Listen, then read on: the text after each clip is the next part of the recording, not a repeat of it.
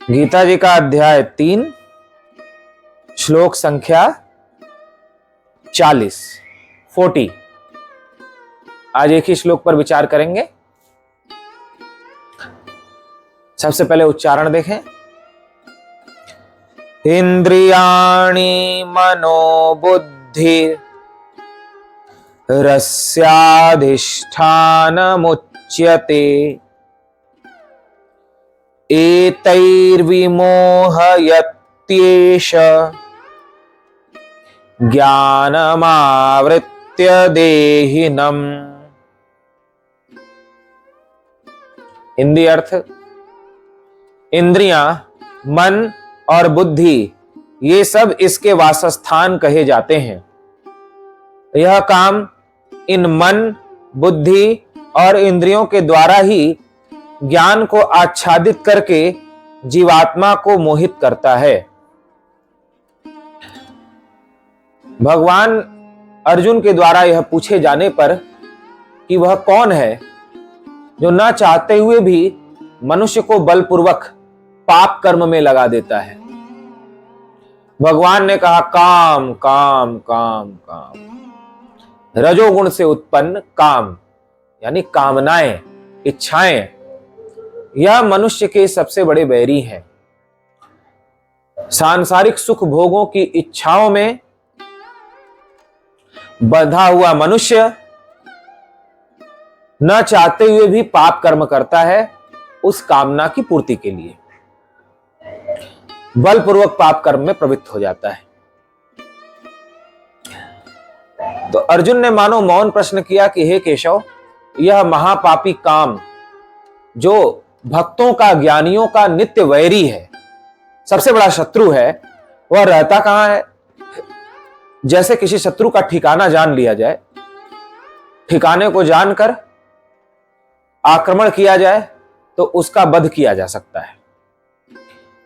जैसे आतंकवादी जो जम्मू कश्मीर क्षेत्र में आक्रमण करते हैं तो सैनिक लोग पहले उनके ठिकानों का पता लगाते हैं कि ये कहां कहां अपना कैंप चला रहे हैं, और जब उनकी ठीक ठीक जानकारी मिल जाती है कि यहां है, इतनी दूरी पर है, इस एरिया में है, फिर वहां पर ऑपरेशन करके उनको मार दिया जाता है। यदि दुश्मन का ठिकाना सही पता हो तो उसे मारना आसान होता है, और ठिकाना हमें सही पता नहीं है, दुश्मन कहीं और छिपा हुआ है, हम कहीं और गोली चला रहे हैं, तो वो नहीं मारा जा सकता। वैसे ही यह काम रूपी शत्रु कहां रहता है? यह अर्जुन ने मन ही मन भगवान से पूछा। भगवान ने उसका पता बताया कि जो सभी भक्तों का बैरी है, ज्ञानियों का बैरी है, हे अर्जुन तुम उनका पता सुनो। भगवान की दृष्टि में सबसे बड़ा बैरी कौन है? काम यानी कामना। उसी के कारण से हमारे भीतर का ज्ञान ढका हुआ है, उसी काम के कारण से हृदय का भगवान ढका हुआ है। प्राप्त है, ज्ञान प्राप्त है, प्राप्त नहीं करना है। भगवान प्राप्त है, प्राप्त नहीं करना है। जैसे मछली को जल प्राप्त है, प्राप्त नहीं करना है। मछली कहे जल कहां है, या मछली जल में है, उसे कोई बता दे कि तू तो जल में ही रहती है, और मछली को ये पता चल जाए हाँ जल जिसे मैं ढूंढ रही थी मैं तो उसी में रह रही हूं। वैसे ही परमात्मा में ही हम रहते हैं। हमारे भीतर बाहर ऊपर नीचे आगे पीछे सर्वत्र परमात्मा है, लेकिन हमें इसका पता नहीं है। तो काम के कारण वह ढका हुआ है। वह काम का धुआं हट जाए, काम की धूल मैल हट जाए तो परमात्मा प्रत्यक्ष है। वह परमात्मा जो हमसे छिपा हुआ है, जिसने हमें परमात्मा को छिपा लिया है, वह काम रूपी शत्रु कहां रहता है? भगवान ने कहा इंद्रियाणि मनोबुद्धि रस्याधिष्ठान मुच्यते। काम मन में, इंद्रियों में और बुद्धि में रहता है। इंद्रियाणि मनोबुद्धि, इंद्रियों में रहता है यानी आंख, कान, नाक, जीभ, त्वचा, ये इंद्रियां कही जाती हैं, इनमें छिपा रहता है। मनो मन में छिपा रहता है, बुद्धि में छिपा रहता है। या ऐसे समझें, पाप कहां छिपा रहता है? जो हमसे पाप कराता है वो कहां छिपा रहता है? वो मन में छिपा रहता है, बुद्धि में छिपा रहता है और इंद्रियों में छिपा रहता है। जैसे चोर छिप कर बैठता है और घात लगा करके घर में घुस जाता है, जैसे घर में छिप कर बैठा हुआ है और जैसे घर के लोग सो जाते हैं वैसे ही अपना काम कर लेता है। या आक्रमण करने वाला शत्रु छिप करके बैठा रहता है कहीं, जब उस रास्ते से शत्रु प्रतिद्वंदी जाता है तो वह उस पर आक्रमण कर देता है। ऐसे ही यह धोखे से हमारे ही मन में, हमारे ही इंद्रियों में और हमारे ही बुद्धि में छिपा रहता है। और जब हम प्रमादी होते हैं तो यह हम पर आक्रमण कर देता है। घर के लोग जब सो जाते हैं तभी चोर डकैत लुटेरे आक्रमण करते हैं। जब तक जगे हैं, सावधान है, पहरा दे रहे हैं, तब तक आक्रमण नहीं करते, क्योंकि उन्हें पकड़े जाने का डर रहता है या फिर कहीं हम ही न मारे जाएं, यह भी भय रहता है।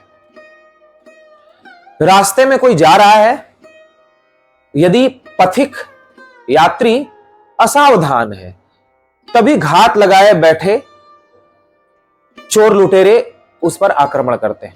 यदि वो सजग है, पूरी तैयारी से है, तत्पर है, तो वे आक्रमण नहीं कर पाते, और करते भी हैं तो उल्टा वे ही मारे जाते हैं। सीधे शब्दों में यदि हम कहें तो जब हम प्रमादी हो जाते हैं, आलसी हो जाते हैं, असावधान रहते हैं, असजग रहते हैं, तभी हमारे मन में, बुद्धि में, इंद्रियों में छिपा हुआ पाप हम पर आक्रमण करता है। हमारे मन, बुद्धि, इंद्रियों में छिपा हुआ काम हम पर आक्रमण करता है। यदि हम सावधान रहें तो फिर वो हम पर आक्रमण नहीं कर पाता है। सावधानी का क्या अर्थ है? कि सदा सावधान रह करके भगवान का स्मरण करते रहना, यही सावधानी है। भगवान से दृष्टि न हटाना, यह सावधानी है। भगवान का नाम न भूलना, यह सावधानी है। तो 3 जगह बताया, पाप का निवास 3 जगह बताया, या काम का निवास 3 जगह बताया। कहां कहां बताया? पहले तो काम को सबसे बड़ा शत्रु कह दिया, नित्य बैरिणा, यह ज्ञानियों का, भक्तों का नित्य बैरी है। और यह बैरी रहता कहां है? 3 जगह बताई, मन में, बुद्धि में और इंद्रियों में। अब जहां ये रहता है उसे मारना है तो क्या करें? देखो, भागवत सुनो, रामायण सुनो या कोई भी कथा सुनो, राक्षसों को किसने मारा? भगवान ने मारा।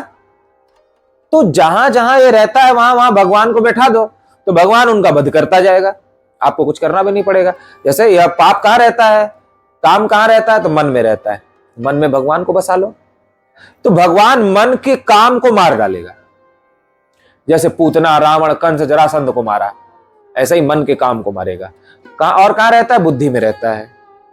तो बुद्धि में भगवान को बसा लो, यानी बुद्धि से सदा भगवान का चिंतन करो, सत चिंतन करो, स्वाध्याय करो, सत्संग सुनो। ये बुद्धि का काम है। सत्संग सुनना बुद्धि का काम है, स्वाध्याय करना बुद्धि का काम है, भगवान की लीलाओं का चिंतन करना बुद्धि का काम है।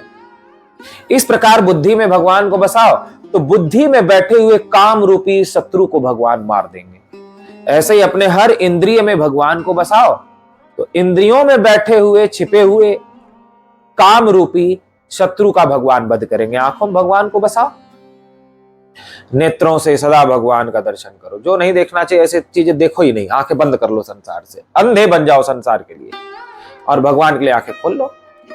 ऐसे ही कानों में भगवान को बसाओ, भगवान की कथा प्रेम पूर्वक श्रवण करो। जीवा में भगवान को बसाओ, भगवान को भोग लगा करके ही प्रसाद पाओ। वाणी में भगवान को बसाओ, भगवान की चर्चा के अलावा संसार की बहुत चर्चा न करो। हाथों में भगवान, ऐसे हर इंद्रिय में, हर अंग में भगवान को बसाओ तो इंद्रियों में बैठे हुए पाप के शत्रु को, काम के शत्रु को भगवान मारेंगे। इस प्रकार अब सार रूप में यदि हम समझें तो भगवान का कहना है कि ज्ञानियों का नित्य वैरी, यानी भक्तों का सबसे बड़ा वैरी कौन है? तो काम है, कामनाएं हैं। और वह काम या पाप कहां रहता है? मन में रहता है, बुद्धि में रहता है और इंद्रियों में रहता है। इसका वध कैसे हो? सावधान होकर सदा भगवान का भजन करो। मन में रहता है तो मन में भगवान को बसा लो, बुद्धि में रहता है तो बुद्धि में भगवान को बसा लो, इंद्रियों में रहता है तो इंद्रियों से भगवान की सेवा करो।